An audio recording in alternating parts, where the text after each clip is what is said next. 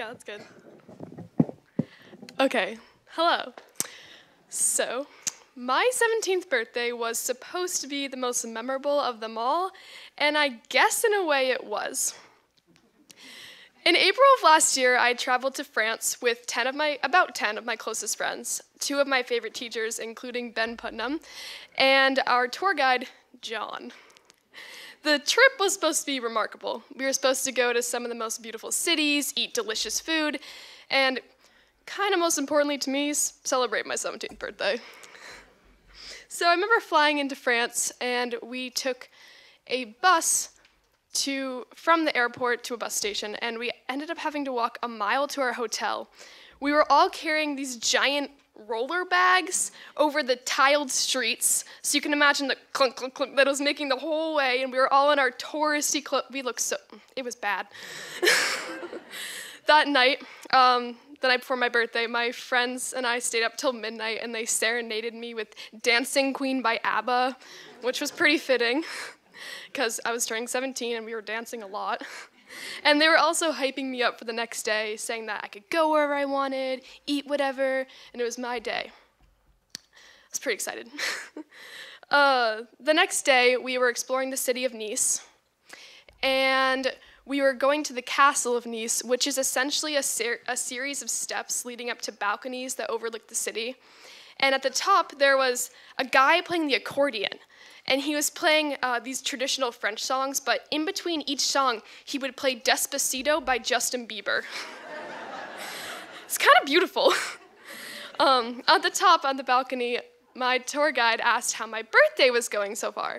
And I told him, it's wonderful, it's great. What could beat a birthday in Nice? I told him how all my life I had had interesting or bad birthdays, either because of drama or family events or illnesses, and that nothing was going to stop me this year. I wish someone had told me to knock on wood or shut up. That night we were at dinner, and I just tried escargot for the first time, which if you don't know, it's snails, and it was actually surprisingly tasty, but I thought it might have something to do with what happened next. I got my pasta dish, I was looking at it looked so good, but I couldn't imagine putting it in my body. I had this horrible queasy feeling. So I decided I'm not gonna make a scene. I'm just gonna go to the bathroom, chill out for a little bit, it'll be fine. So I walked into the bathroom, and it's a one-stall bathroom. I don't know if anyone else has this fear, but when you walk into a public restroom and there's only one stall and you don't know how long you're gonna be in there, and then somebody knocks at the door and they say something in French, and you don't speak French. So you just say, 1 second, and you toughen up, and you leave.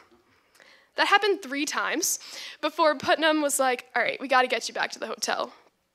I was pretty sad, my birthday dinner, but I couldn't really say anything. So we were walking back, and Putnam was talking and talking and talking, and I think he was trying to distract me from the fact that it was my birthday, and I think he kept going because I wasn't saying anything, but honestly, it's because I didn't want to get sick all over the streets of France.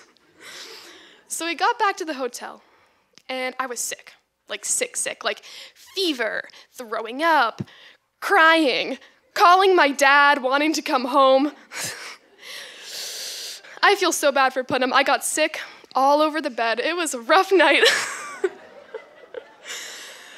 The next day was a travel day, which meant I had to take a multi-hour train ride to Nimes. And I couldn't get out of bed. So I was cemented there, and I was thinking of all my friends, and they were on their way to the train station, and they were listening to fun music, and they were wearing cute clothes, and I was sitting there, and I was angry. Really angry. But, I had to toughen up because I couldn't stay in Nice with Putnam forever. So we went to the train station. We were sitting together on this bench, and, he was, reading me poetry, trying to cheer me up. And I was in sweatpants, a sweatshirt, reflective sunglasses so you couldn't see my eyes because I had these horrible bags under them. I wore those sunglasses on purpose. And a horrible rash all over my face and neck. I don't know where that came from. And Putnam said, all right, I'm gonna go check out, see when our next train is coming. And I was like, okay. And that's when this little girl came up to me. She was in dirty clothes. She also had bags under her eyes. And she just looked really tired. She had two boys standing behind her, kind of quietly, shyly, and I assumed they were her brothers. And she looked at me, and she clearly didn't speak any English, and she pointed at the crackers I had sitting next to me on the bench and said, "S'il vous plaît, mademoiselle," and I knew she was asking for my food. So I gave it to her because it's the right thing to do, but also I couldn't eat that. And I thought she'd just walk away, but she looked at me, and she grabbed my hand, and she looked in my eyes, and thanked me, and gave me the warmest, brightest smile I had ever seen. And I was just taken aback. It was like such a life-changing moment because I realized that I'm so privileged. I'm in France on my birthday with my friends eating expensive food. It can't get much better than that. Putnam had said the whole trip, if you're gonna get sick, it may as well be in France. I guess he was pretty right. And yeah, I realized that a lot of people have it a lot worse than me and that I should be really thankful for everything I do have. And it was really amazing. And that little angel, she made my day and she made my trip. That being said, I actually am going back to Europe this year in April on my birthday, which is just a coincidence, I swear. And although I'm praying that I don't get the flu again, I know that whatever comes my way, I'll make it worthwhile. Thank you.